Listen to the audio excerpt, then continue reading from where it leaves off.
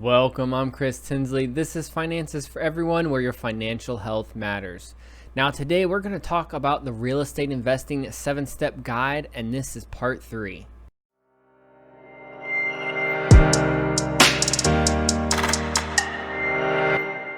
Now, today, this is part 3, so if you missed part 1 and 2, go to the show notes to check out those videos before watching today's video. But if you've seen those, let's go ahead and jump right on in to part 3. Now, this is step 4 that we're going to be talking about today, and I just want to go over real quick what steps 1, 2, and 3 are. The first step is talking about the formula for finding real estate deals. Then step 2 is who you need to have on your real estate team, and then how to find experts and what to ask them. And now we're going to get into step 4 and then step 5, talking more about the 7 steps. All right, now we're on to step 4, get recommendations from experts. So in step 3, you should have called your experts, asked them some good questions, found out a little bit more about them and if they're going to be a good fit for you to work with. And so now that you've called some experts, you need to go and reach beyond who you just found on Google. So, some of the real estate agents or other experts, the good ones have a very small online presence.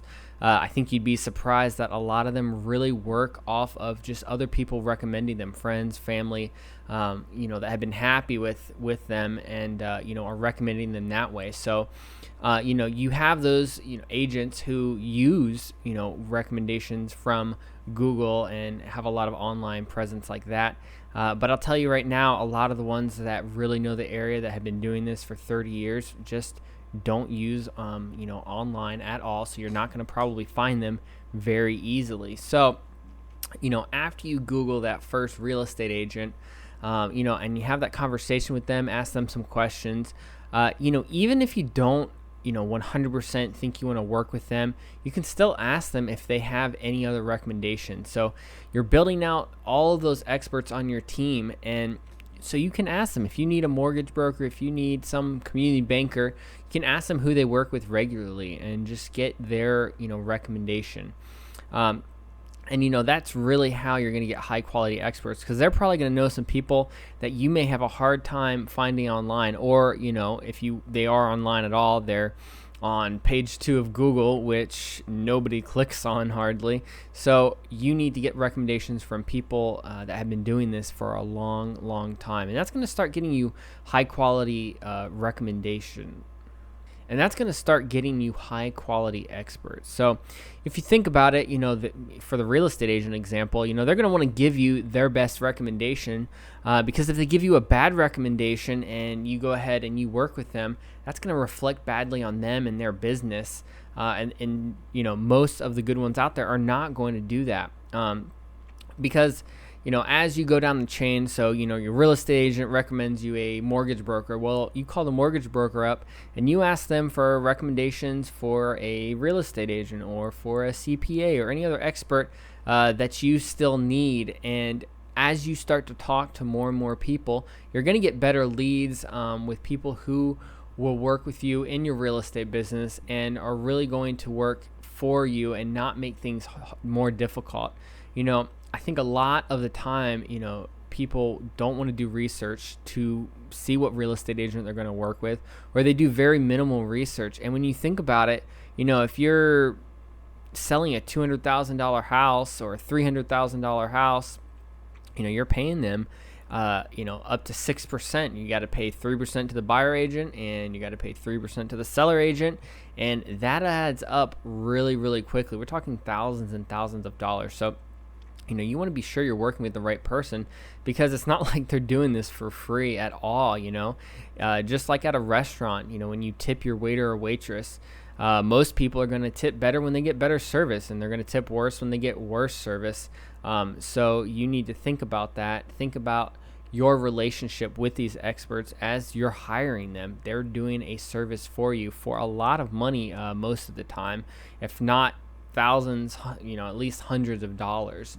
So take the time to actually go out there, interview people, and then ask for more and more recommendations. And don't just call, 3 or 4 or 5. You need to be calling, 10, 20, 30 experts, so you can find out who exactly stands out from the rest. And you're going to be able to tell that as you talk to more experts over time. Like, you may not be able to tell that in, the first one or two people that you talk to, but as you talk to more and more experts, you're going to really find that people are going to stand out. And then what's even better, as you get more recommendations from experts, you may be getting the same recommendations from multiple different people. And once that happens, that is a really, really good indicator that whoever you want to work with is going to be a really great expert for your team, because so many people in your area are recommending them. Let's move on then to step number 5, and that is find experts who are investors themselves. So you may ask, Chris, why does every single expert that I work with really need to be an investor themselves? Like, what if they're just really good at their job, but they don't want to invest in real estate? And here's the answer. So I personally do not want to work with anybody who's not an investor themselves and doesn't think that real estate is good enough of an investment to do it for themselves. You know what I mean? If they don't believe in real estate, then you probably don't need to trust them, because you want to start building your own investment career. So even if you're only trying to buy 1 or 2 houses, think about it. When you have experts who are investors themselves, that means that they're going to have more contacts in the area with other investors. So when you ask them for recommendations, they're going to be able to give you people who are also investors themselves, or they've worked with themselves to help them get investment properties. So if you're just working with somebody that's just in it for the paycheck, or even worse, they're just trying to sell you the biggest house that they can, or they just want to like close that deal with you, and that's all they want to do, that's not going to be good for you, because you're not going to get good recommendations that way. The way you're going to get good recommendations is from people that have been investing in your area for a long time and have those connections on the ground, so that when you ask very specific questions, if they don't know the answer, they probably know someone who does have the answer, and that's going to help you in the long run. So just remember, every time that you talk to one of your experts, ask them if they're a real estate investor themselves and really what kind of investing they do, because they may be able to help you out in what you're trying to do, whether or not you're trying to do something like rentals or flips, or even if you're just trying to buy your primary house right now, further down the line, you may want to pick up a rental. You never know, what life is going to bring you and really what you're going to want to do in your investing career. So whether or not you're trying to just buy your primary house, or whether or not you're trying to buy 20 rentals or just do a wholesale deal, it doesn't really matter. Being well connected in your area is going to pay you dividends further on down the line. And really just a safety measure for you is making sure the people that you work with are investors, so that later on down the line, you're not going to have a problem finding deals. You're going to be able to get them easily. You're going to get help in your area easily, and you're going to ultimately be successful. So that was step number 4 and number 5. Stay tuned for next week when we talk about step 6 and step 7 to the real estate investing guide. Now, I haven't talked about it too much, but this blog post that I have linked in the show notes talking about step 1 through 7, and this series of videos that I'm doing actually highlighting everything in the 7 steps, is actually captured much more broadly in one of my courses called the Real Estate Deal Finding Toolkit.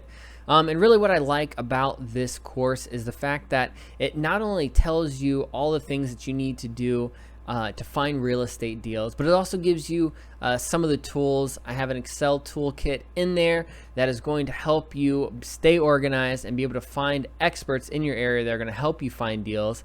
And then along with that, I have a number of other tools, some real quick marketing things, some suggestions, just really some ideas that you can use to get yourself started. I don't recommend doing every single one of every single strategy, kind of sticking with a strategy for a while and, learning about it and how it can help you is really going to pay dividends for yourself later on down the line. But I want you to check out this course. I want to see if it's a fit for you, and if it is, that is awesome. So go ahead and go to the show notes, scroll to the very bottom, and you can click a link finding out a little bit more about this real estate investing course, really a shortcut for how you can get started, especially if you've never, purchased a property before. Even if it's just for your primary house, every home is ultimately an investment.